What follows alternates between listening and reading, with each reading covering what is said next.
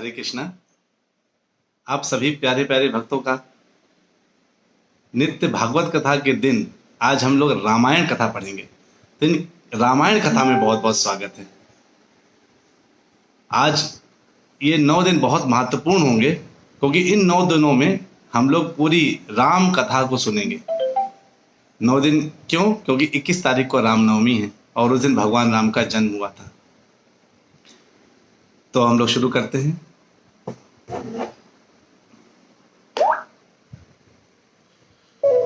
ओम नमो भगवते वासुदेवाय। ओम नमो भगवते वासुदेवाय। ओम नमो भगवते वासुदेवाय। नारायणं नमस्कृत्य नरं चैव नरोत्तमं देवीं सरस्वती व्यासं ततो जयमुदीरयेत्। नष्टप्रायेषु अभद्रेषु नित्यं भागवत सेवया भगवती उत्तमा श्लोके भक्तिर्भवति नैष्टिकी। ओम अज्ञानतिमिरान्धस्य ज्ञानाञ्जनशलाकया चक्षुर्मीलितं येन तस्मै श्रीगुरुवे नमः। श्रीचैतन्यमनोभीष्टं स्थापितं येन भूतले स्वयं रूपः कदा मह्यं ददाति सपदान्तिकम्। वन्देऽहं श्रीगुरु श्रीयुतापदकमलं श्रीगुरून् वैष्णवांश्च श्रीरूपं सागरजातं सहगण रघुनाथान्वितं तं सजीवं साद्वैतं सावधूतं परिजनसहितं कृष्णचैतन्यदेवं श्रीराधा कृष्णपादान् सहगण ललिता श्रीविशाखान्वितांश्च। हे कृष्ण करुणा सिंधु दीन बंधु जगतपते गोपेश गोपिका कांता राधा कांत नमोस्तुते। तप्त कांचन गौरांगी राधे वृंदावनेश्वरी वृषभानुसुते देवी प्रणमामि हरि प्रिये। वांछा कल्पतरुभ्यश्च कृपा सिंधुभ्यैव च पतितानां पावनेभ्यो वैष्णवेभ्यो नमो नमः। जय श्री कृष्ण चैतन्य प्रभु नित्यानंदा श्री अद्वैत गदाधर शिवास आदि गौर भक्त वृंदा। हरे कृष्णा कृष्ण कृष्णा हरे हरे हरे रामा राम रामा हरे हरे। हरे कृष्णा कृष्ण कृष्णा हरे हरे हरे रामा राम रामा हरे हरे। हरे कृष्णा कृष्ण कृष्णा हरे हरे हरे रामा राम रामा हरे हरे। हरे कृष्णा। आप सभी प्यारे प्यारे भक्तों का बहुत बहुत स्वागत है। हमारी ये राम कथा की जो सीरीज है 9 दिन की रहेगी और मुझे उम्मीद है आप लोग बहुत आनंद लेने वाले हैं इस कथा का। तो एक बार जोरदार से जय श्री राम बोल लेते हैं। जय श्री राम। और ये कथा ऐसी रहेगी जिसमें हम केवल कथा ही नहीं सुनेंगे, कथा के अंदर के संदर्भ को भी जानेंगे। कई बार हम कथा सुनते हैं केवल कि बहुत अच्छा है कथा, जो है इतना आनंदमय कथा है, लेकिन हम उस कथा के अंदर की जो तत्व है, जब हम उस तत्व को समझेंगे तब हमें कथा में और आनंद आएगा। तो आज पहला दिन है और आप सबका बहुत बहुत स्वागत है पहले दिन में। भगवान रामचंद्र जी कैसे आए, क्यों आए, क्या कारण था, भगवान आते क्यों हैं? तो आपने सुना होगा, क्या सुना है? परित्राणाय साधूनां विनाशाय च दुष्कृतां धर्म संस्थापनार्थाय संभवामि युगे युगे। परित्राणाय साधूनां विनाशाय च दुष्कृतां, साधुओं की रक्षा करने के लिए और दुष्टों का विनाश करने के लिए, धर्म की संस्थापना करने के लिए भगवान कहते हैं मैं आता हूं।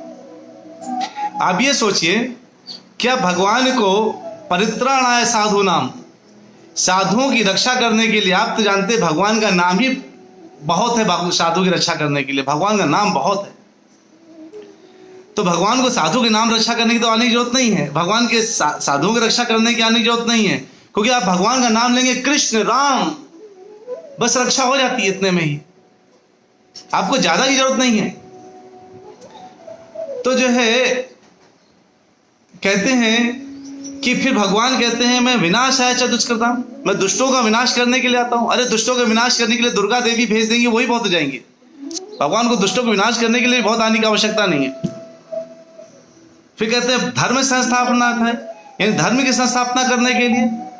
अगर धर्म की संस्थापना करने के लिए भक्त भेज देते हैं, जैसे हिज होलीनेस एसी भक्तिवेदांत स्वामी शिला प्रभुपाद इस्कॉन संस्थापक, उनको भेज दिया, उन्होंने हर जगह धर्म की स्थापना कर दी। तो कहते हैं कि फिर भगवान आते क्यों हैं? अगर ये सब काम केवल भगवान के लोग कर सकते हैं, दूत कर सकते हैं, तो भगवान क्यों आते हैं? भगवान इसलिए आते हैं क्योंकि भक्त जो होता है भगवान के अंदर हृदय में भगवान के विषय में सोच सोच करके, जपा कर करके, भगवान के विषय में डूब करके वो विरह का अनुभव करता है और विरह की अग्नि से जलने लगता है। उस विरह की अग्नि से बचाने के लिए उसको भगवान आते हैं ताकि वो आदान प्रदान कर सके।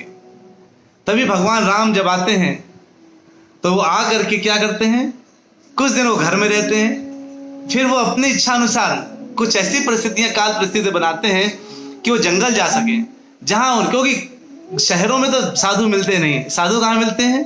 जंगलों में मिलते हैं। अब जंगल में साधु मिलते हैं अगर, और हम नगरी में हैं तो कैसे कर पाएंगे? तो भगवान जंगल जंगल भटक भटक के साधुओं के जो विरह की अग्नि से जल रहे थे उनको अपने दर्शन देने और उनसे आदान प्रदान करने के लिए उन्होंने जन्म लिया, उन्होंने अपने आप को अवतरित किया। देखिए, जन्म लेना, मृत्यु करना और आना जाना, ये दोनों में अंतर होता है। हम लोग क्या हैं? हम अपनी इच्छा से अगर सोचिए, अगर मैं आपसे बोलूं अच्छा अब तुमको धरती पे जाना है, बताओ कहाँ जाना चाहोगे, तो आप सबसे रिच आदमी का नाम सिलेक्ट करेंगे, कौन सबसे पैसे वाला है, वहीं चले जाते हैं। इसलिए हमारी इच्छा से हम नहीं आते, इसलिए हम जन्म लेते हैं और अपनी इच्छा से जाते हैं, इसलिए हमारा मृत्यु होती है। हमारा जन्म और मृत्यु कैसा है? हमारा जन्म और मृत्यु आना जाना नहीं है, फेंका जाना और बुलाया जाना है भेजा जाना और बुलाया जाना। हमारा जन्म और मृत्यु क्या है? भेजा जाना और बुलाया जाना। लेकिन भगवान जब आते हैं तो भगवान अवतरित होते हैं, यानी ऊपर से उतर के नीचे आते हैं और अपनी इच्छा अनुसार जाते हैं। इसलिए अगर कोई कहता है कि अगर भगवान भी जन्म लेते हैं, मृत्यु करते हैं, अरे नहीं, बहुत बड़ी गलतफहमी है। भगवान जन्म और मृत्यु के चक्कर में नहीं फंसते। भगवान आते हैं और अपनी इच्छा अनुसार चले जाते हैं। जैसे आप घर से ऑफिस जाते हैं, ऑफिस से घर चले जाते हैं, तो इसका मतलब था ना कि जी करके मर गए, ऐसा नहीं होता। इसलिए रामचंद्र जी के विषय में और भगवान कहते हैं, यद्यपि मैं अजन्मा हूं, अविनाशी हूं, अजोपि सन्न अव्ययात्मा, और फिर कहते हैं भूता नाम ईश्वरोपि सन प्रकृतिम स्वामी धिष्ठाये संभवाम्यात्म मायदा। कहते मैं अजन्मा हूं, अविनाशी हूं, मैं समस्त जीवों का स्वामी हूं तथा और तो भी प्रत्येक युग में मैं आदि दिव्य रूप से प्रकट होता हूं। प्रत्येक युग में कभी वो किसी रूप से आते हैं, तो अभी कैसे भगवान राम के लिए, राम का मतलब क्या हुआ? राम। कहते हैं श्री जी गोस्वामी, राम रा से राधा, माँ से माधव राधा माधव। तो राम में ही राधा माधव, यानी राम संपूर्ण है। राम को कुछ लोग सोचते हैं अरे भगवान राम तो जो है एक नॉर्मल व्यक्ति है, राजा थे, वो आए और उन्होंने राज्य किया और चले गए, लेकिन वो विष्णु तत्व हैं। और इसका जो है अगर रेफरेंस देखें तो हम लोग भागवतम में उठाते हैं। भागवतम में इसका रेफरेंस मिलता है। जब सुखदेव गोस्वामी, तो हम आपको बताते हैं रामचंद्र जी कैसे, कहां से, उनके पूर्वज कौन है, आपको पता चलेगा। इसीलिए मैंने कहा ना, ये जो राम कथा होगी, ये कथा बहुत उत्तम होने वाली है। इसमें हम गहराई से समझने वाले हैं कि भगवान राम के आने का असली मतलब क्या है। कहते हैं सुखदेव गोस्वामी कि जो है खड्वांगा दिग्बाहुश्च रघुस्तस्मात् पृथुश्वा अजस्ततो महाराजस्तस्मात् दशरथो भवत। ये है 9th कैंटो का 10th चैप्टर का 1st श्लोक। उसमें कहते हैं कि महाराज खड्वांग का पुत्र, महाराज खड्वांग का पुत्र कौन हुआ? महाराज खड्वांग का पुत्र हुआ दीर्घबाहु, और दीर्घबाहु जो हुआ उसका पुत्र हुआ रघु, है ना, महाराज रघु। तो रघु कहते हैं रघुकुल रीति सदा चली आई, वही रघुकुल है। तो कौन है? सबसे पहले महाराज खड्वांग, उनके पुत्र कौन है? दीर्घबाहु। तो दीर्घबाहु, उनके पुत्र कौन है? विख्यात राजा रघु। और रघु से कौन उत्पन्न हुए? आज अज नाम से उत्पन्न हुए, और अज से कौन हुए? दशरथ। और दशरथ के पुत्र कौन है? राम। तो भगवान राम दशरथ के यहां ही क्यों आए? देखिए, दशरथ, दश मतलब क्या होता है? 10 दिशाएं, 10 दिशाएं मानो, यानी दिशाएं, 10 मतलब दिशाएं, और रथ मतलब 10 सारी दिशाएं। दशरथ यानी सभी दिशाएं, जिसने सभी दिशाओं में विजय प्राप्त कर रखी हो, वो दशरथ है। यानी कितने? 10 दिशाएं। 10 दिशाएं कौन कौन सी हैं? पूरब, पश्चिम, उत्तर, दक्षिण, तो कुल 4 दिशाएं हुई। बाकी दिशाएं कौन सी होती हैं? पूरब पश्चिम, आप जानते ना, अगर पूरब पश्चिम तो बीच का पूरब पश्चिम, नॉर्थ वेस्ट, साउथ वेस्ट बोलते ना इसे। इस तरह से हो गई 8। बची 2 दिशाएं कौन सी हैं? एक ऊपर और एक नीचे, हो गए टोटल 10। तो इस तरह से 10 दिशाओं में जिसने विजय प्राप्त किया है वो है दशरथ। अब यही नहीं, इसके अलावा भी उन्होंने क्या किया? ये तो केवल उन्होंने भौतिक विजय प्राप्त किया, लेकिन उन्होंने 10 इंद्रियों पर उन्होंने विजय प्राप्त किया। 10 इंद्रियां कौन सी हैं? 5 कर्मेंद्रियां और 5 ज्ञान इंद्रियां। जिन्होंने अपने कर्म इंद्रियों और ज्ञान इंद्रियों में विजय प्राप्त करके भगवान की भक्ति करी है, भगवान राम उनके यहां जन्म लेते हैं। तो अगर हम अपने घर में भगवान राम को बुलाना चाहते हैं, हम अगर चाहते हैं कि भगवान हमारे यहाँ आए, हमें दर्शन दें, हमारे यहाँ पुत्र बन के आए या किसी भी फॉर्म में आए, तो हमें दशरथ बनना पड़ेगा। 10 इंद्रियों के ऊपर विजय प्राप्त करनी पड़ेगी। कहते हैं तस्यापि भगवानेश साक्षात् मयो हरि अंशाशेन चतुर्धागात् पुत्रत्वं प्रार्थितः सुरैः राम लक्ष्मण भरत शत्रुघ्न इति संज्ञया। कहते हैं कि देवताओं द्वारा प्रार्थना करने पर परम सत्य भगवान अपने अंश तथा अंशों के अंश के रूप में साक्षात प्रकट हुए। जब देवताओं ने किया, देवतागण जो है देखिए, अरे रावण का तो बिल्कुल हाहाकार मचा रखा है, चलत दशानद डोलत अवनी। रावण इतना तेज जब चलता था तो धरती का हृदय कांप जाता था, और रावण इतना डेंजर, इतना भयंकर था। जब वो अपनी भ्रुकुटियां ऐसे से हिलाता था, उसकी भ्रुकुटी को हिलते देख करके इंद्र कांप जाता था। अगर वो नजरें जिसकी तरफ, जैसे नहीं, आप देखिए, कभी आप देखिए अगर जंगल में और शेर आपकी तरफ देख ले तो भय आ जाएगा। अगर टीचर आपकी तरफ देख लेते क्लास में तो आपको डर लगता था हमें क्वेश्चन ना पूछ ले। ऐसे जब रावण देख लेता था किसी के ऊपर देख ले तो इंद्र डर जाए, नीचे देख ले तो सब लोग डर जाए, इतना खतरनाक राक्षस था।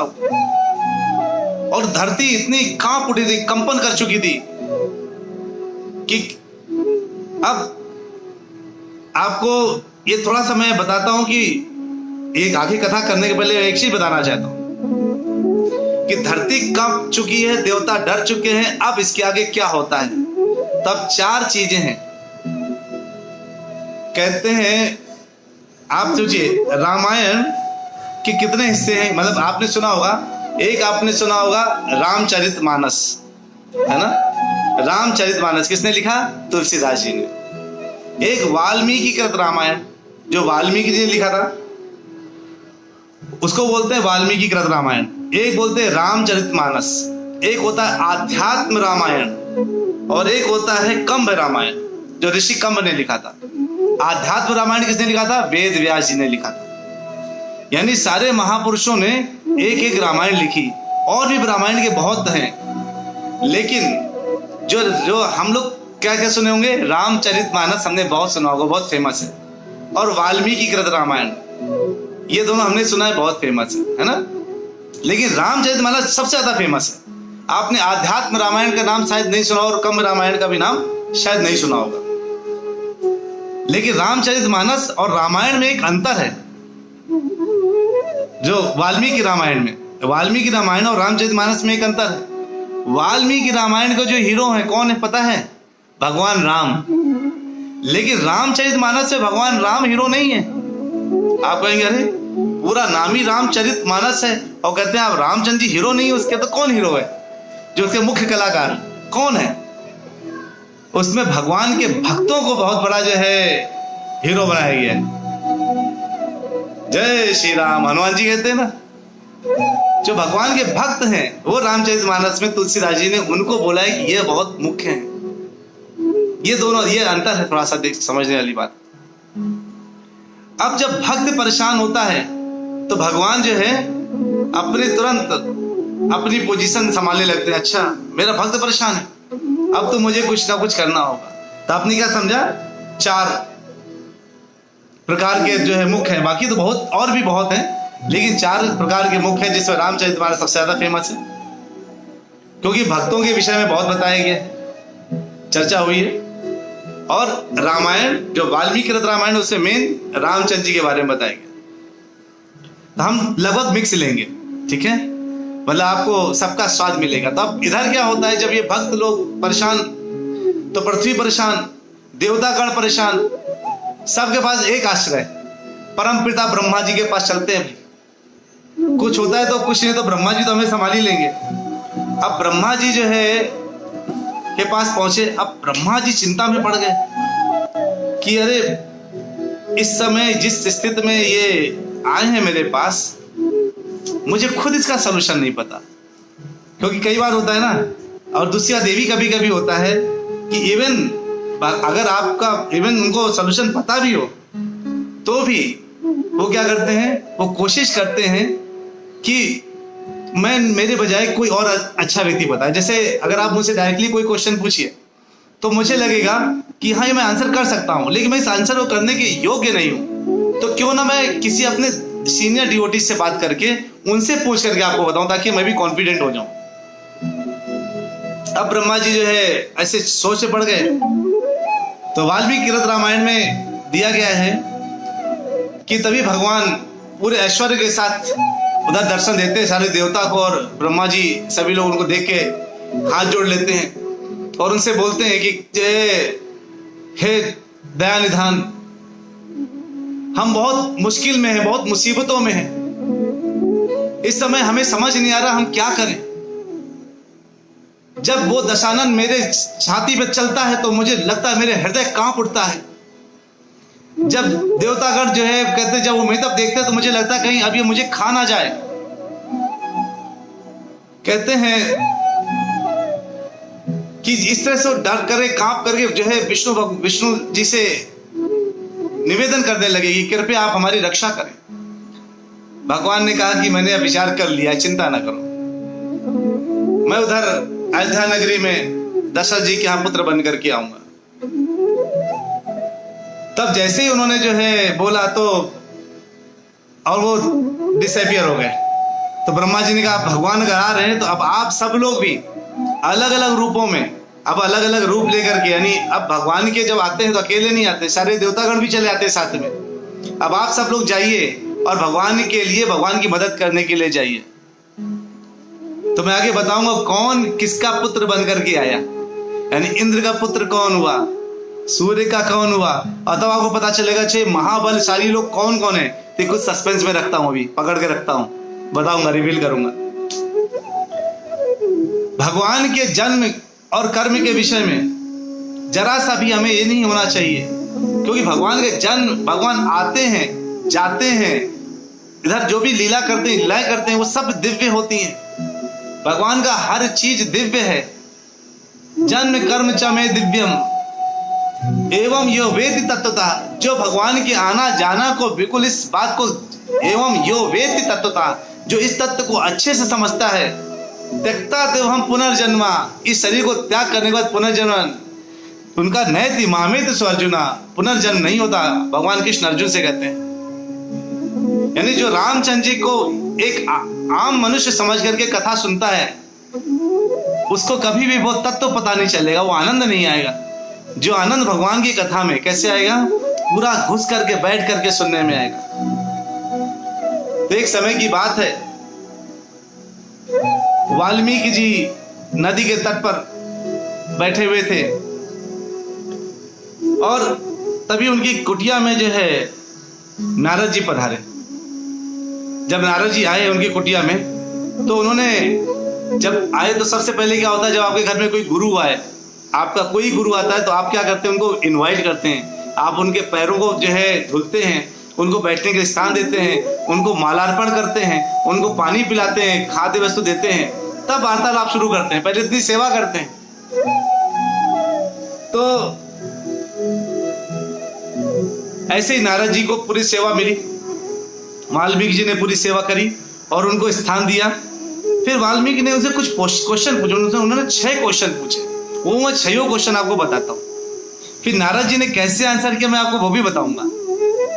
कहते हैं वाल्मीकि जी, पहला क्वेश्चन कहते हैं, हे तत्वज्ञानी में श्रेष्ठ, कृपया हमें बताएं कि वर्तमान समय में इस धरती में ऐसे कौन है जो सभी ऐश्वर्यों के सागर हैं। यानी वर्तमान समय में पृथ्वी में अभी कौन है, यानी किस समय पूछ रहे होंगे, जब रामचंद्र जी जन्म ले चुके होंगे, अपनी लीलाएं शुरू कर चुके होंगे और कुछ आगे बढ़ चुके होंगे, यानी सब कुछ हो रहा होगा, तो उनके विषय में क्या इस समय ऐसा कोई है जो अपने सभी ऐश्वर्यों के साथ आया है, ये पूछते हैं। कहते हैं कि कौन है जो सर्वाधिक सुसंस्कृत, विद्वान, शक्तिशाली, उच्च विचारों वाले, सत्यवादी एवं कृतज्ञ हैं। यानी ये सब क्वालिटी किसमें, जो सुसंस्कृत हो, विद्वान हो, शक्तिशाली, उच्च विचारों वाले, सत्यवादी एवं कृतज्ञ हैं, वो कौन है। तीसरा क्वेश्चन पूछते हैं, कौन है जिनका चरित्र निर्दोष है और जो जीवधारियों के यथार्थ कल्याण में संलग्न है, वो कौन है, अभी कोई है क्या। कौन अतुलनीय रूप में कहते हैं, कौन अतुलनीय रूप से मेधावी है, सर्वाधिक सुंदर है, जिसके समक्ष क्रोध एवं द्वेष प्रभावहीन है, तथापि जो क्रुद्ध होने पर बड़े से बड़े देवताओं को भी भयभीत कर देते हैं, ऐसे कौन है। ये वाल्मीकि क्वेश्चन है, बहुत महत्वपूर्ण है, क्योंकि तब आपको रामायण मजा आएगी सुनने में, आपको पता तो चले राम किसके बारे में कथा सुन रहे हैं आप। ये जब जानकारी होगी, हृदय से आप उसको लगाएंगे इस जानकारी को, तब जाकर के आपको कथा में बहुत आनंद आएगा, सर्वानंद। और कहते हैं कि तीनों लोकों में प्रत्येक व्यक्ति की सुरक्षा करने वाले पराक्रमी कौन है, तीनों लोकों में, यदि केवल पृथ्वी लोक में, तीनों लोक में कौन ऐसे हैं जो अभी हमारे आए हैं यहाँ पर, जो तीनों लोक में प्रत्येक व्यक्ति की सुरक्षा करते हैं, और किसे भाग्य की देवी ने सभी आशीर्वाद दिए हैं। तो आप कहते हैं ऐसा कौन है जिसे भाग्य की देवी ने सारे आशीर्वाद दिए हैं। तो जैसे भाग्य की देवी अगर आपको कुछ आशीर्वाद दे देना, तो फिर समझ लीजिए कल्याण हो जाता है कि सारे आशीर्वाद उनको दे दिए, कौन है वो।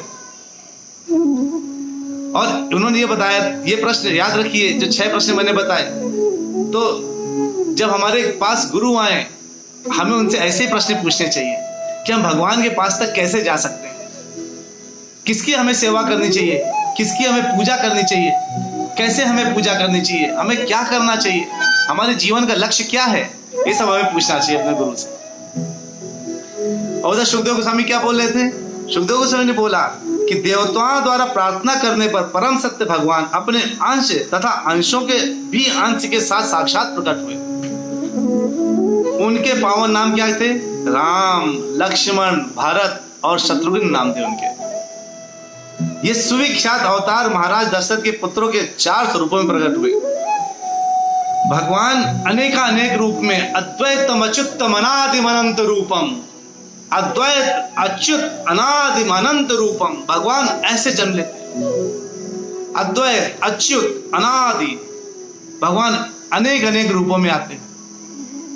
और जो ये 4 राम, लक्ष्मण, भरत, शत्रुघ्न, ये नॉर्मल नहीं है, ये विष्णु तत्व हैं, इसको हमें समझना है। ये विष्णु तत्व है, यानी स्वयं भगवान है, स्वयं विष्णु है, तो ये साधारण नहीं है। और कहते हैं रामादि मूर्तिषु कला नियमेन तिष्ठन्, भगवान अनेक अनेक रूपों में विद्यमान है। और इधर कैसे आए, राम लक्ष्मण के रूप में आए। हम अगर जरा सा कंफ्यूज हो गए कि कौन से तत्व हैं, ये सब विष्णु तत्व है, इनमें से कोई अंतर नहीं है चारों में। जब जन्म हुआ तो चारों एक जैसे तेजस्वी, एक जैसे लग रहे थे देखने में। तो अब इधर उन्होंने जब 4 क्वेश्चन पूछे, 6 क्वेश्चन पूछे, तो 6 क्वेश्चन का उत्तर जो है नारद मुनि बोलते हैं कि कौन है ये राम। हाँ ना, उत्तर देगी ऋषि राम नाम के एक प्रख्यात राजा हैं। उन्होंने ऐसे बोला, राम नाम के एक प्रख्यात राजा है।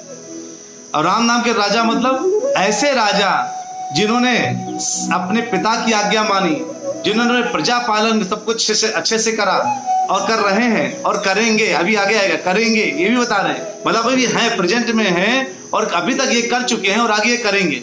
नारद जी को सब कुछ पता था। कहते हैं जो इक्ष्वाकु राजवंश में महाराज दशरथ के पुत्र के रूप में जन्म लिए अवतरित हुए, वे सभी श्रेष्ठ गुणों वाले एवं सर्वाधिक ऐश्वर्यशाली, राम अपनी इंद्रियों पर पूर्ण रूप से नियंत्रण रखने वाले और असंख्य शक्तियों के स्वामी हैं। तो मैंने बताया था भगवान के कितने अवतार होते हैं, जितनी नदियों में लहरें हैं उतने अवतार होते हैं। और कितनी शक्तियां हैं, असंख्य शक्तियां हैं। मतलब उन शक्तियों और असंख्य और अपार हैं। एक होता है संख्या, एक होता है उसका साइज। आपके पास कितना बैग है, 10 बैग है, बैग का साइज कितना, छोटा छोटा या बड़ा बड़ा। असंख्य और अपार, यानी हर एक अपार अपार शक्तियां हैं। और बताते उनके बारे में कि भगवान, देखिए जो महान पुरुष होते हैं ना, उनके हाथ बहुत लंबे होते हैं। तो महापुरुषों के कहते हैं भगवान की जो भुजाएं हैं ना, वो घुटनों के नीचे तक जाती हैं।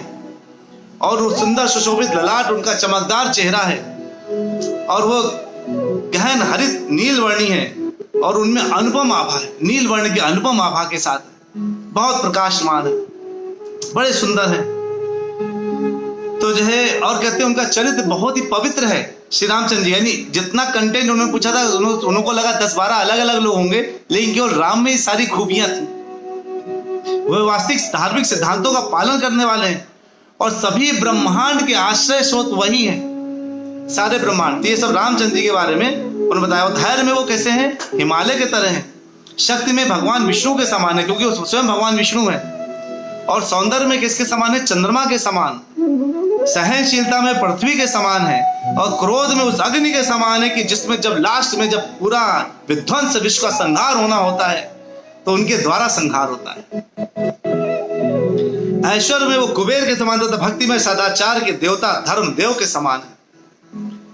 और इससे भगवान की संक्षिप्त लीलाएं करी और नारद जी इतना बोल करके चले गए।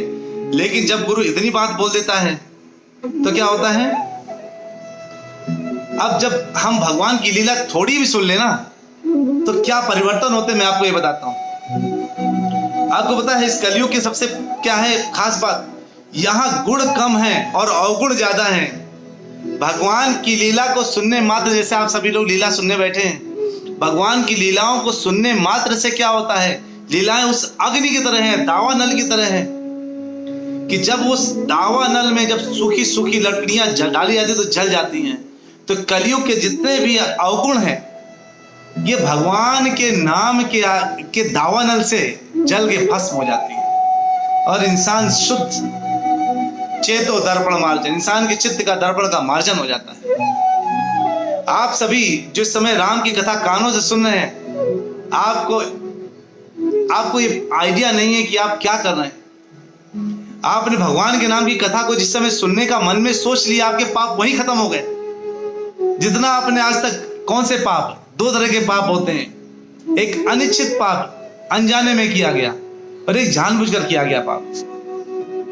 आप जैसे मांसाहार करते हैं, व्यभिचार करते हैं, तो क्या होता है कि आप जानबूझकर किए गए पाप होते हैं। लेकिन जैसे आप रास्ते में जा रहे हैं और क्या हुआ, अचानक एक कोई रास्ते में सामान, कोई किसी का एक्सीडेंट हो गया और साथ में क्या हुआ, वो मर गया, चींटा मर गया, कीड़े मर गए, आपने कुछ घर में सफाई की, कॉकरोच मर गए, अनजाने में मर गए।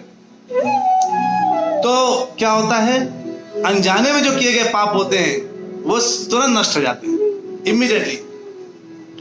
लेकिन जो जानबूझकर पाप किए जाते हैं उन कर्म के फलों को भोगना पड़ता है। इसलिए जानबूझ के पाप मत करिए।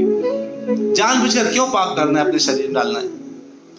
और कहते हैं ये भक्त का हृदय कैसा है, लंका के समान है और इसमें राक्षस रूप में काम, क्रोध, लोभ, मोह इत्यादि सब बैठे हुए हैं राक्षस, जो व्यक्ति को जीने नहीं दे रहे हैं।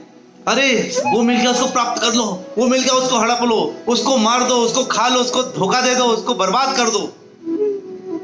हमारे हृदय में ये बैठे काम, क्रोध, लो, और लगातार अगर काम इच्छा पूरी नहीं होती तो हम क्रोधाग्नि में जल उठते हैं।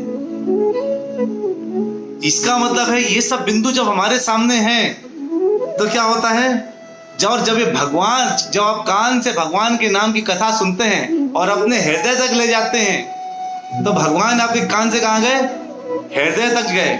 और हृदय में जाकर के क्या करते हैं? लंका में जाकर के इन राक्षसों का वध कर देते हैं। और उस लंका को, सोने की लंका तो थी ही, साथ में उस लंका में भगवान सत्य को स्थापित करते हैं और स्वयं स्थापित होते हैं। तो अगर आप चाहते हैं कि आपके हृदय के सब राक्षस भाग जाएं, तो क्या आवश्यक है? भगवान के नाम की कथा को लगातार सुनिए। ये राम कथा बहुत अति अनिवार्य कथा है। एक भक्त और एक अभक्त में क्या अंतर होता है? भक्त एक चकोर जैसा होता है। चकोर क्या करता है पता है? चकोर एक पक्षी है जो केवल आसमान से गिरते हुए पानी को ही पीता है। यहाँ समुद्र भरा है, नदियां भरी, नहीं पीता, मर जाएगा लेकिन नहीं पिएगा। वैसे जो भक्त होता है भगवान का, वो अनन्य भक्ति करता है और केवल भगवान की कथाएं सुनने के अलावा उसको किसी में कोई इंटरेस्ट नहीं आता है। वो लगातार केवल सोचता है कहां पे कथा मिले और कहां मैं भाग के जाऊं। अरे कथा चल रही है, अरे कहीं शुरू ना हो जाए और मेरे 4 शब्द ना कान से निकल जाएं तो छोड़ के सब भाग के आ जाता है। अरे समय 9:30 बज गया, अरे 9:35 हो गया तो मेरे 5 मिनट की कथा छूट जाएगी, मुझे भाग के कथा सुनना ही सुनना है। ये हृदय से जो है जब इच्छा होती है तो इस इच्छा को भगवान परिपूरित करते हैं और आनंद के साथ भगवान जो है आपकी सारी इच्छाओं को फिर पूरा करना शुरू करते हैं। भगवान कुछ भी कर सकते हैं ना, सोचिए, ही कैन डू एनीथिंग। अगर आप भगवान की शरण में होते हैं तो वो कुछ भी कर सकते हैं। तो आगे कथा आती है कि अब वो शांति से बैठे थे और इसी चीज को सोच रहे थे और धीरे से नारद जी ने कुछ और बातें बताई कि राम राज्य में कैसा होगा। अभी तक बताया राम कैसा चल रहा है, भगवान की लीलाएं बता रहे हैं। अब आगे कैसा होगा कि जब भगवान राम अपने राज्य को और बढ़ाएंगे, आगे करेंगे, तो वहां पे लोग रोग और मानसिक क्लेश से पीड़ित नहीं होंगे। ना रोग होगा, ना मानसिक पीड़ा होगी, सब कुछ सारे प्रकार के सुख वहां पर होंगे। अच्छा, एक चीज बताइए, राम के राज्य में, अयोध्या में और लंका में अगर अंतर देखा जाए तो अयोध्या कैसी है? अयोध्या सोने की है। और लंका कैसी है? लंका कैसी है? सोने की। और अयोध्या कैसा है? हरियाली है। मतलब वहां भी बहुत अच्छे अच्छे ऐसे ऊंचे ऊंचे महल बने हैं। मैं भी अयोध्या के बारे में बताऊंगा आपको, अयोध्या कैसी है। आप सुनेंगे, देखेंगे, अच्छा अयोध्या ऐसी है, अयोध्या में रहने लायक है हमें तो। लंका किसकी है? सोने की है। लेकिन सोने की लंका होने के बाद भी वहां आग लग जाती है। हनुमान जी आग लगा, सोने में आग लगती नहीं। वैसे आप सोचिए, मेटल को आग लगाई, सोने को लगती है क्या? लेकिन तब भी वहां आग लग जाएगी। लेकिन और यहाँ पर अयोध्या में सभी खुश हैं, वहां आग लगने के चांसेस नहीं है। जहां आग लग सकती है, क्यों? क्योंकि जहां भगवान सेंटर में है, जहां राम सेंटर में है, वहां कैसी आग लगेगी? वहां तो केवल खुशियां ही खुशियां, प्रसन्नता ही प्रसन्नता। और जहां राम से जो विमुख हैं, जो दुष्ट जन है, वो भले सोने की लंका में रह रहे हो, तब भी वहां उनके हृदय में केवल क्या होगा? आग ही आग लगी रहेगी। वहां एक दूसरे के लिए क्या था? झगड़ा, फसाद, एक दूसरे को राजनीति थी, वहां पे कलह था, वो झगड़ते थे लोग। लंका, सोने की लंका में जो रहते थे, और अयोध्या नगरी में सब एक साथ भगवान के गुणगान करते थे और खुश रहते थे। इसलिए अयोध्या नगरी में कोई विषाद, कोई दुख कुछ भी नहीं था, कोई भूख प्यास कुछ भी नहीं था, चोरी का कोई भय नहीं था। राम राज्य में दरवाजे खोल के लोग सोते थे और इतना प्रचुर मात्रा में अन्न, फल, सब्जी, दूध सब कुछ था कि वहां कभी कोई भूख से परेशान नहीं हुआ। वहां पे ना तो कभी बाढ़ आया, ना भूकंप, ना काल। प्रकृति का प्रकोप कब होता है पता है आपको? प्रकृति का प्रकोप कब होता है? जब अनायास ही जो बेचारे जानवर बोल नहीं सकते उनको मार मार के खाया जाता है, तो प्रकृति का प्रकोप होता है। लेकिन अगर बिल्कुल सब समुचित, अगर एक राजा का काम है प्रजा की रक्षा करना, प्रजा में केवल ह्यूमन बींग्स नहीं आते, चींटी से लेकर के हाथी तक सब, पेड़ पौधे, पक्षी, घास पत्ती, सब की रक्षा करना एक राजा का कर्तव्य होता है। लेकिन यहां पर कैसा होता है? यहां पर राजा को पता ही नहीं न्याय क्या है, ब्राह्मणों से विमुख है, दूर है। और इंसान को जिंदा, अगर इंसान मछली खा रहा है तो कोई बात नहीं, लेकिन मछली इंसान खा के तो न्यूज है। अलग अलग केसेस में अलग अलग चीजें होती हैं। तो कहते हैं उनके राज्य में स्त्रियां सदैव पवित्र रहती थी। भगवान रामचंद्र ने फिर ऐसे ऐसे करके, आपको सबको पता है भगवान राम आपका है अपना अलग का अलग बैकुंठ है, बैकुंठ धाम है, तो सबका एक बैकुंठ धाम होता है। तो कथा थोड़ा पीछे अगर हम ले जाएं तो जय विजय नामक, आप जानते हैं वो द्वारपाल थे। ये जय विजय नामक जो द्वारपाल थे, ये द्वारपाल क्या बने? हिरण्यकश्यप और हिरण्याक्ष। जो हिरण्याक्ष था, वो हिरण्याक्ष क्या किया उसने? पृथ्वी को गर्भ सागर में डुबो दिया। भगवान वराह रूप में लेकर उसको उठाए और हिरण्याक्ष को मारा। अब इस युग में, जब ये त्रेता युग में जब रावण बन करके आया, जब रावण ने देखा, आगे हम देखेंगे, रावण ने देखा अरे ये तो मेरे वो जो है, जब रामचंद्र जी आ गए मार रहे हैं सबको, तो रावण को थोड़ा भयभीत हुआ। रावण जो है राजा बलि के पास गया, वाली नहीं राजा बलि, पता लो, वो कहता हम भी राक्षस आप भी राक्षस, मेरी मदद करिए। क्या मतलब? क्या है कि मुझे देखो वो ऐसा राम है, एक तुच्छ मानव आकर के परेशान करने में लगा हुआ है, आप भी रक्षा नहीं, मेरी मदद नहीं करोगे? अच्छा तुम उस राम की बात कर रहे हो जिसने सबको तुम्हारे खत्म करने में लगा, तुम उनकी बात कर रहे हो क्या? अरे जिसने सबको मार दिया तुम्हें कहां से छोड़ देंगे वो? क्या चलो तुम्हें एक चीज दिखाता हूं। क्या देखो, ये जो बड़ा सा तुम जो है कुंडल देख रहे हो, ये कुंडल किसका है पता है? क्या किसका है? क्या ये कुंडल तुम्हारा है? जब तुम हिरण्याक्ष बन करके आए थे और उस समय तुमने, उस वक्त भी तुम ये गलती कर रहे थे, वराह रूप में भगवान आकर तुम्हें मारे थे, तो तुम्हारा कुंडल यहां गिरा था। ये वही तुम्हारा कुंडल है और आज फिर वही राम बन करके आए हैं। और राम बन गया और आप तुम्हारा यहीं पर जो है क्या करेंगे, अब तुम्हारा वध करने आए, इसलिए मेरा सजेशन है तुम सीता जी को वापस कर दो। लेकिन वो कहता हम नहीं सुधरेंगे भैया। कहता मैं सीता छोड़ दूं? लेके आया, कितने मुख थे उसके? 10 सर वाला रावण था वो, है ना? और एक सर होने से तो हमें इतना अहंकार होता है, और उसके जिसका 10 सर हो उसको कितना अहंकार होगा? अहंकार से भरा हुआ था वो शिव जी के पास जाता है, हे शिव भगवान मैंने इतनी आपकी पूजा करी है, मेरी रक्षा करो और आकर के राम से युद्ध करो और राम को मार डालो। शिव जी कहते हैं मैं युद्ध कर सकता हूं, आराम से युद्ध कर सकता हूं, चिंता ना करो, लेकिन वो तो मुझे मार डालेंगे। अगर तुम चाहते हो असली में, क्योंकि वो तो मेरे स्वामी है, मैं तो उनकी पूजा करता हूं, वो तो मुझे मार देंगे, तो मुझे उससे युद्ध करने का कोई फायदा नहीं है। अगर तुम अपनी रक्षा करना चाहते हो तो मैं तुम्हारी रक्षा के लिए एक सजेशन दे सकता हूं। सजेशन ये है कि तुम सीता जी वापस कर दो।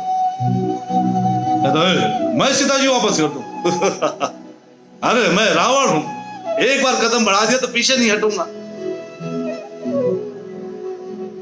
तो ऐसे कुछ कैटेगरी आपने देखा होगा अपने आसपास भी, आप उनको समझाते समझाते तंग हो जाते हैं, लेकिन वो सुधरते नहीं है। आप कहते पागल है क्या, मरेगा ये तो ऐसा करने से, लेकिन सुधरते नहीं। फिर नारद जी ने बोला ये सब करने के बाद रामचंद्र जी 11,000 वर्षों तक राज्य करेंगे। अब वाल्मीकि ने इतना सुना और बस उसी में खो गए, जैसे आप लोग इस समय राम कथा में खो गए, आप ध्यान से कान लगा के सुन रहे हैं, ऐसे वाल्मीकि राम कथा में खो गए। कहते अच्छा ये है, अच्छा रामचंद्र जी ये हैं। अब वो जो है ऐसे खोए हुए बैठे, तभी उन्होंने क्या देखा, इस सारस पक्षियों का जोड़ा था जो आपस में एक दूसरे के साथ संभोग के साथ बिल्कुल आनंद के गीत गा रहा था। तभी वहां से एक निषाद वंश का एक दुष्ट पापी शिकारी आया और उसने क्या किया, नर सारस को मार गिराया। और यह मुनि ने अपनी आंखों के सामने देख लिया। जब मुनि ने देखा तो सोचे थे कितने आनंद के साथ ये पक्षी थे, और इस दुष्ट ने आके इनको मार दिया, तो उनको बहुत गुस्सा आया। उन्होंने बोला इतने प्रसन्नता के साथ ये आपस में एक दूसरे के साथ संभोग कर रहे थे और तुमने इनको मार गिराया। दुष्ट, मैं तुम्हें श्राप देता हूं कि तुम अनंत काल तक मानसिक शांति प्राप्त नहीं होगी। लेकिन ये श्राप देते ही उनको अंदर से तकलीफ होने लगी। अरे ये तो प्रकृति का नियम है, मैंने इसको क्यों श्राप दिया? जो सज्जन व्यक्ति होते हैं क्रोध करते हैं, लेकिन अचानक उनके अपने क्रोध पे पश्चाताप शुरू हो जाता है। और ये सब सोच रहे थे, वो मन में सोच रहे थे कि मैंने ऐसा क्यों किया। लेकिन तभी उन्होंने रियलाइज किया कि ये मैंने जो बोला है ये तो कोई श्लोका निकल गया मेरे मुंह से संस्कृत में। ये तो मेरे मुख से कुछ निकल गया है, श्लोका। और वो श्लोका जो है ऐसे सोच ही रहते क्या निकल गया, कैसे निकल गया। तभी ब्रह्मा जी प्रकट होते हैं। ब्रह्मा जी को आते देख करके इतने प्रोत्साहित हो जाते हैं, अरे ब्रह्मा जी क्यों आ रहे हैं। तो देखिए सुनिए, एक पहला समय क्या था त्रेता युग में, यहाँ से ऊपर जाना, स्वर्ग लोग जाना, आराम से आना जाना होता था। वहां पे पूरे मार्ग खुले थे, सारे देवता इधर उधर जा सकते थे। लेकिन आज कलयुग में क्या है, लोगों को पता नहीं, यहाँ से अमेरिका के अलावा कुछ जानते नहीं। परमजीत प्रभु कहते, परम सबको बोल दीजिए, सजा दो घर को गुलशन सा अवध में राम आ रहे हैं आज। हाँ, सजा दो घर को गुलशन सा अवध में राम आ रहे हैं आज। हरि बोल प्रभु जी। अभी राम आएंगे, जब राम का जन्म होगा उनकी किलकारियां हम सुनने वाले हैं अभी कथाओं में, तो बहुत आनंद आएगा। तो दशरथ आए, तो जो है उधर से ब्रह्मा जी आए। अब ब्रह्मा जी क्या कहते हैं कि तुम चिंता मत करो, ये जो अभी सिचुएशन बना ये मैंने बनाया है, और जो तुम्हारे मुख से जो श्लोक निकला है, कहते तुम जो है ये जो निकला है ये शब्द मेरे हैं, क्योंकि तुम एक महान कार्य करने के लिए आए हो और तुमको रामचंद्र जी के जीवन की कथा लिखनी है। तब ये सोचे कि मुझे तो अभी थोड़ी इंफॉर्मेशन मिली नारद जी से, उन्होंने तो बहुत जल्दबाजी मुझे बता दिया कि रामचंद्र जी ये कर रहे हैं, ये हैं, विशाल भुजाएं हैं, बहुत तेजस्वी हैं, सब कुछ जानने वाले हैं, सब कुछ बता दिया। लेकिन एक्चुअली में मुझे ज्यादा ज्ञान तो नहीं है, तो मैं इसको कैसे लिखूंगा। तो ब्रह्मा जी ने कहा तुम निष्फिक्र हो जाओ, चिंता मत करो, तुम्हारे हृदय में मैं सारे ज्ञान को भर दे रहा हूं और तुम उधर जो है पूरा लिखो। मैं तुम्हारे हृदय में पूरा ज्ञान भर दे रहा हूं, पूरे ज्ञान को डाल दे रहा हूं। अच्छा, मेरी आप सबसे एक रिक्वेस्ट भी है, आप कथा सुनिए और कथा के बाद आपको कैसी कथा लगी, अगर आप ऑडियो में, वीडियो में, कुछ ऑडियो में या कमेंट में कुछ लिखना चाहते हैं लिखिए। क्योंकि पुनीति माता जी का सजेशन था कि आप लोगों के जो ये विचार है ना, इनको फेसबुक पेज में डालेंगे, एज अ पोस्ट बनाएंगे आप लोगों के विचारों को। तो ये बहुत उत्तम विचार मुझे उनका लगा, इसलिए मैंने बोला आपसे। कहते हैं कि अब वाल्मीकि जी के हृदय में पूरा क्या हुआ, ज्ञान आया। और जब ये ज्ञान आया तो उन्होंने कितने श्लोक लिख डाले, 24,000 श्लोकों की रामायण लिखी। अब आपको ये सोचना है 24,000 श्लोकों की अभी के लिए लिखी, किसके लिए, हम लोगों के लिए लिखी। लेकिन जो ब्रह्मा जी के पास एक्चुअल रामायण, उस पे कितने श्लोक हैं पता है आपको, 100 करोड़ श्लोक हैं। हम कितने भाग्यशाली, हमारा केवल 24,000 श्लोकों में काम चल जा रहा है। ब्रह्मा जी के पास 100 करोड़ श्लोक है। ब्रह्मा जी ने वो शिव जी को दिया। जब शिव जी के पास आए तो पार्वती जी बड़ी खुश हुई, राम कथा के 100 करोड़ श्लोक, वाह, पढ़ने तो मजा आ जाएगा, आनंद आएगा राम हमारे इष्ट भगवान के बारे में। अब शिव जी तो बड़े दानी दयालु, वो बैठे कहते हैं मेरे पास 100 करोड़ है, और जो बेचारे सारे लोक में, नीचे अधोलोक, ऊर्ध्वलोक, मध्यलोक में जितने लोग बैठे हैं सब दुखी हैं। और ये दुखी प्राणी हमेशा दुखी रहेंगे जब तक इनको पता नहीं चलेगा, हमेशा दुखी रहेंगे जब तक इनको इस बात का ज्ञान नहीं होगा कि किस तरह से भगवान राम की कथा क्या है। तो ये तो हमेशा दुखी रहने वाले हैं। तो उन्होंने कहा कि मेरे पास तो भगवान राम की एक अनुकंपा है, संपूर्ण अनुकंपा है। मैं क्या करता हूं, इसको तीनों लोकों में बांट देता हूं। अब 100 करोड़ को उन्होंने क्या किया, 33 करोड़ बांट दिया। अब शिव जी के पास कितना बचा, 1 करोड़। अब 1 करोड़ श्लोक उनके पास थे। तो पार्वती जी बोली आपने तो 100 करोड़ में 99 करोड़ बांट दिए, 1 करोड़ केवल बचे आपके पारे कि हाँ पार्वती, इतना हमारे लिए बहुत है। बात देखो ना, पूरे विश्व में, पूरे लोकों में जो है अभी भगवान के नाम की चर्चा होगी। अब वो 1 करोड़ लेके बैठ गए। अच्छा, उनका मन में विचार है, अरे बेचारे जितने कितने लोग हैं राम कथा से विमुख है, तभी दुखी हो रहे हैं लगातार। उन्होंने क्या किया, 1 करोड़ को भी 33 लाख बांट दिया। अब 1 लाख श्लोक इनके पास थे। फिर पार्वती कहती आप तो नहीं देंगे ना, आगे कथा आपसे सारा बांटे जा रहे हैं। कहते अब नहीं दूंगा पार्वती, अब नहीं देने वाला। फिर इनके हृदय में करुणा उभरी हम जैसे पापियों के लिए कि देखो तो किस तरह से लोग परेशान हैं। उन्होंने क्या किया, 1 लाख को भी 33,000 करके बांट दिया। अब उनके पास कितना बचा, 1 लाख 1,000। कहते हैं अब 1,000 बचा। अब वो 1,000 को भी पार्वती कहती आप तो मत बांटिएगा, क्या वो नहीं बांटूंगा। लेकिन उन हृदय में इतनी करुणा थी कि उन्होंने 1000 को भी 333 करके बांट दिया। अब उनके पास जो है बचे 300 करके बांट दिया तो बचे 100।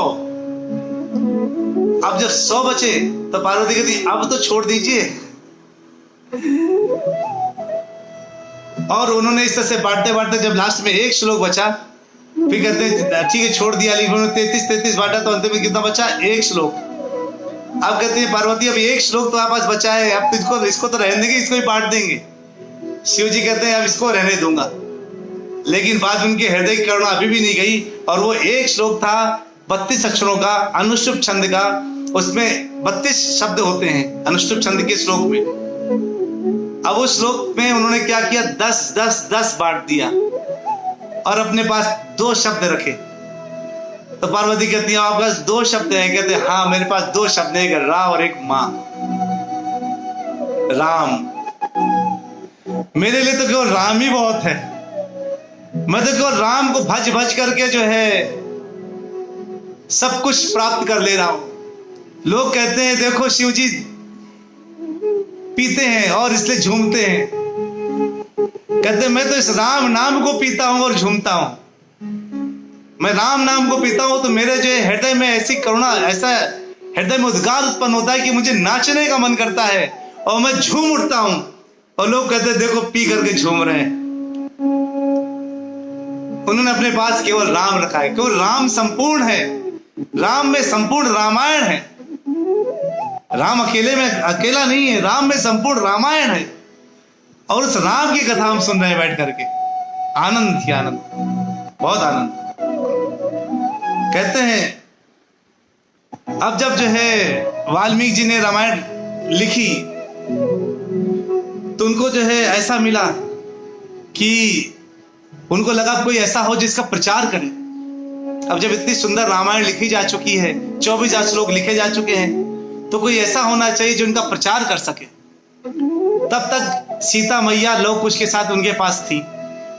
उन्होंने लव कुश को देखा, अरे मेरे ये जो लव कुश है ये तो बिल्कुल वैसे ही तेजस्वी हैं जैसे राम हैं। उनको तो सब कुछ पता था।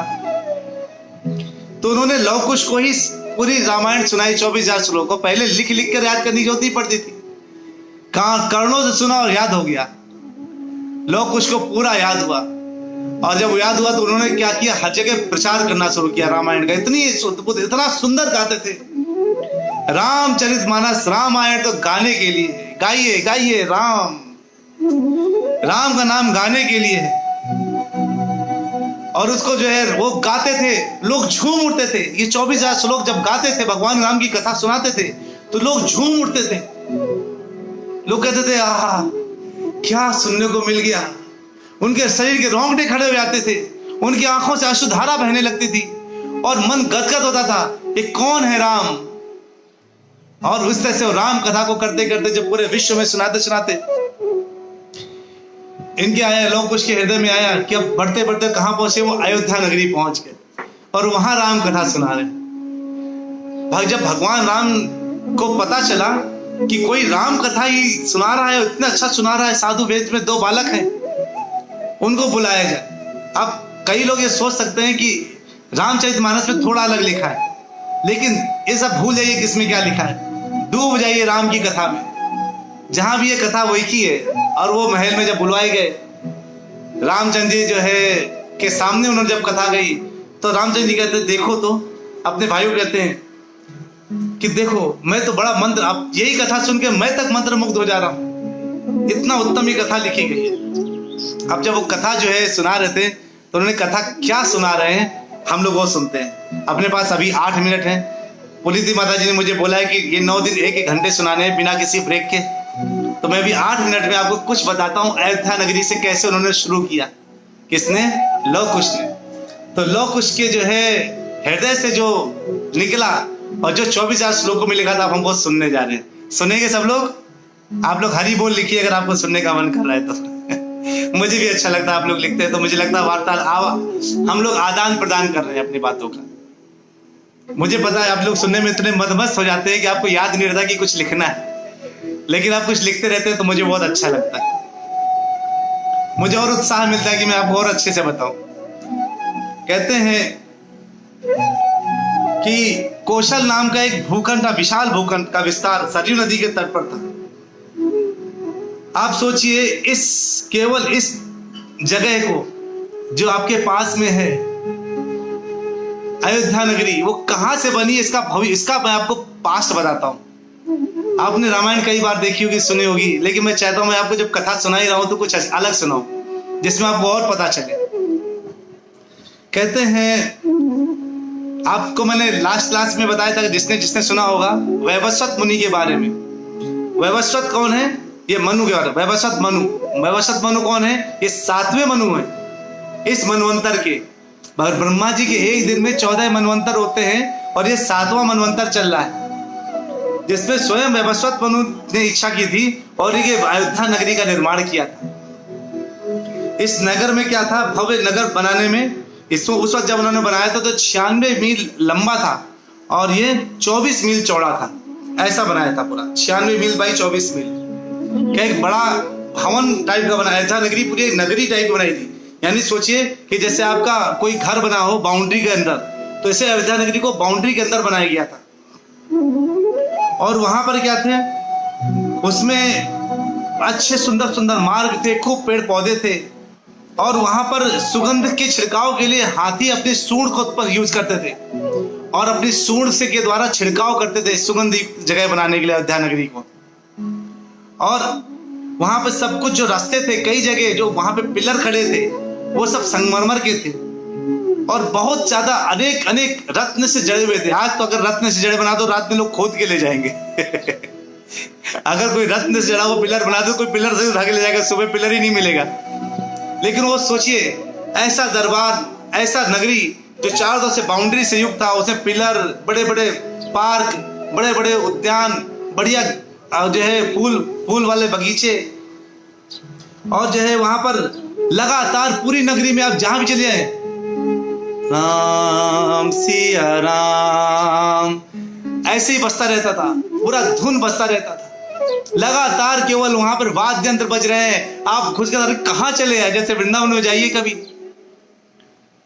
अक्टूबर दिवाली वाली के आसपास जाइए, आपको क्या दिखाई देगा, पूरे टाइम रास्ते में कीर्तन भजन करते हुए लोग मिलेंगे, नगर संकीर्तन करते मिलेंगे। और वहां पर अयोध्या नगरी में सब लोग बिल्कुल बस गान करते रहते थे, कथा करते रहते थे, गाते रहते थे।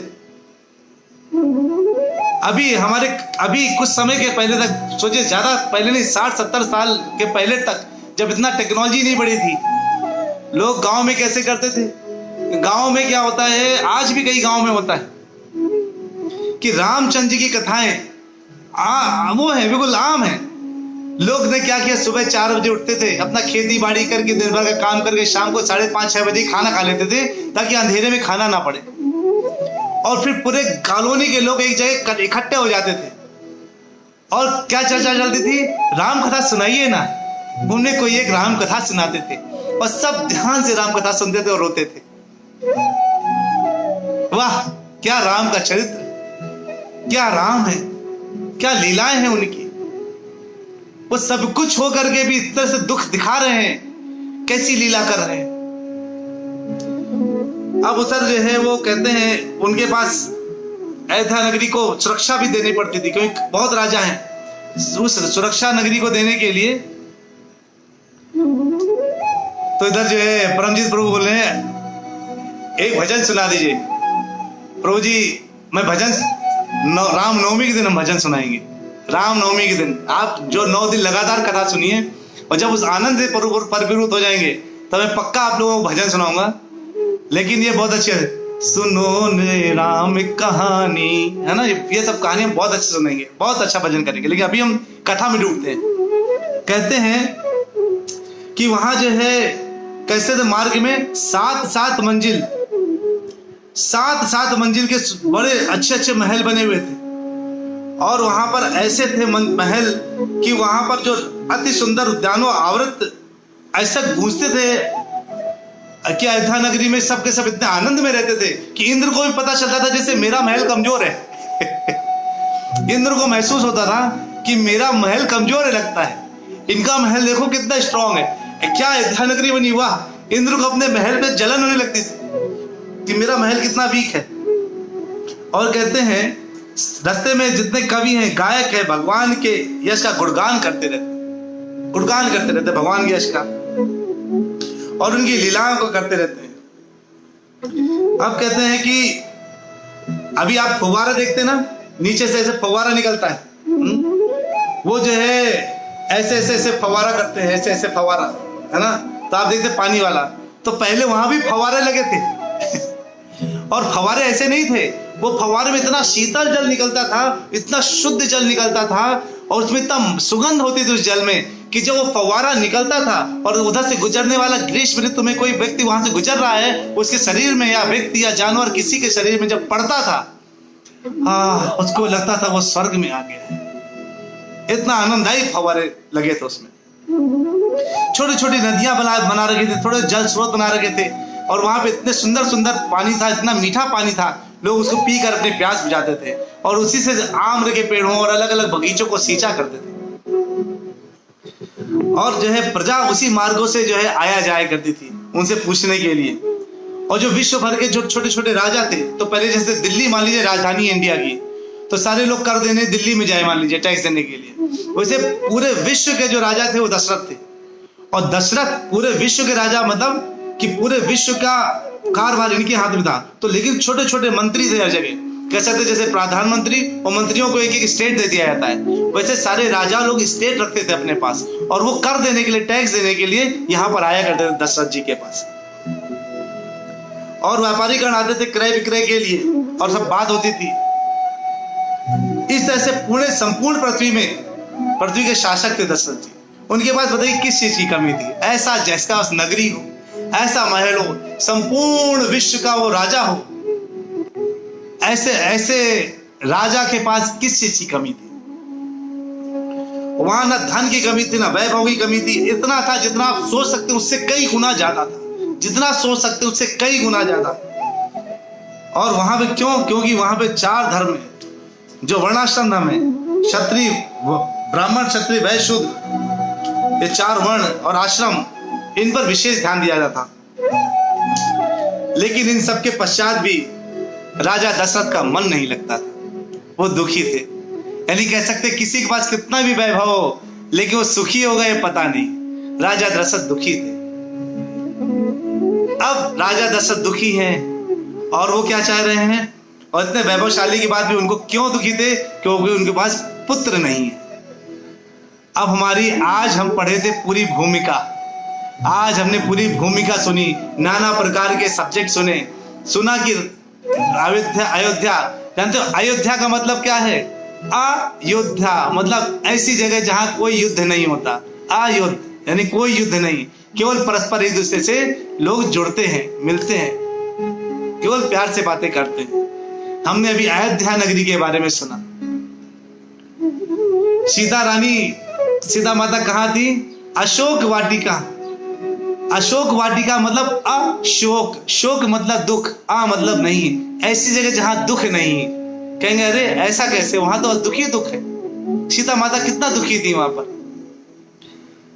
आप सोचिए, चारों तरफ केवल राक्षस थे। अशोक वाटिका में चारों तरफ केवल राक्षसियां लगाई गई थी, और केवल बीच में कौन बैठे हैं? सीता मैया। सीता मैया तब भी अपने आप को पूर्ण माने, क्यों? क्योंकि लगातार भगवान का नाम जप रही है, लगातार भगवान को याद कर रही है।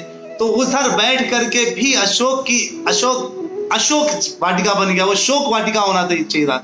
लेकिन चूंकि वो लगातार भगवान का नाम जप रही थी, इसलिए वो अशोक वाटिका हो गया। इसी तरह अगर कोई व्यक्ति यहाँ पर आके देखिए, इस भवसागर में, इस जगह जहां हम लोग हैं, ये दुखालय है, यहाँ दुख पक्का है, हर जगह दुख है। इस चारों तरफ हमें केवल दुख देखने को मिलता है। लेकिन अगर हम अपने हृदय में केवल भगवान राम का नाम रख लें, तो हमारा नाम हृदय कैसा हो जाएगा? अशोक हो जाएगा। अशोक वाटिका की तरह बिल्कुल शोक रहित, और केवल प्रसन्नता ही प्रसन्नता, आनंद ही आनंद। निधि माता जी लिख रही हैं, आज के आनंद की जय। पुनीति माता जी की राती उत्तम, बहुत अच्छा लगा उनको। आप सब लोगों की बहुत बहुत जय। अगर अपने हृदय में अशोक वाटिका रखना चाहते हैं तो राम के कथा को हृदय में डालिए और अशोक वाटिका में रहिए, जहां शोक ही नहीं है, आनंद ही आनंद। कल भगवान राम आएंगे, और भगवान राम आगे कैसी कैसी लीलाएं करेंगे, कितना आनंद आने वाला है। कल से कथा में इतना आनंद आएगा, इतना आनंद आएगा कि आप आनंद से चूर हो जाएंगे। इस 1 घंटे का आनंद के लिए हम कल फिर मिलेंगे छोटे से ब्रेक के बाद, अपने कथा के भाग 2 के साथ के में मिलेंगे। ठीक है, बहुत अच्छा लगा, आप सब लोग इतने ध्यान से सुनते रहे, बहुत हृदय को आनंद मिला।